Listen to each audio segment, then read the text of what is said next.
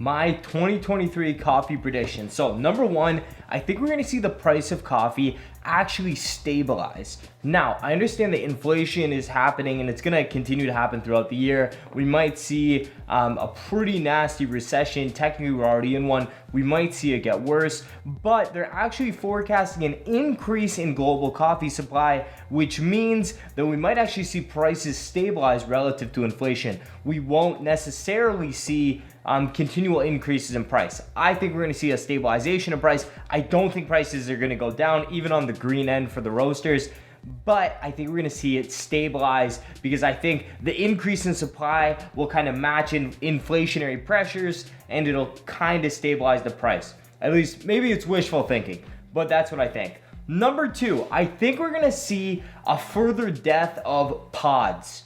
You know, obviously a few years ago, probably 10 years ago, I'd say K-Cups, Nespresso, all this stuff became very, very popular.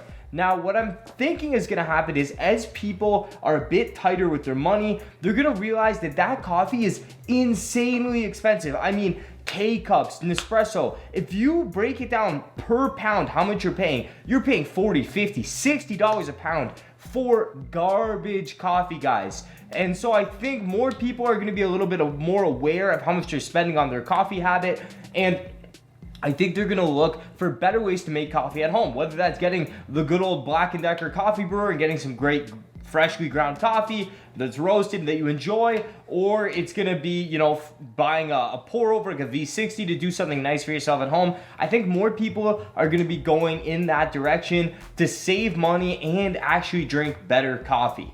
Number three, I think that we're gonna see an actual shrinking of the coffee market. What I mean by that is, I feel like recently, everyone is throwing an espresso machine in their business. Over the past 10 years, it was kind of like a hot thing to do. And I actually think we're gonna see that market shrink simply because I think a lot of people were just kind of mailing it in, throwing something in there just to have it, and the actual product wasn't very good.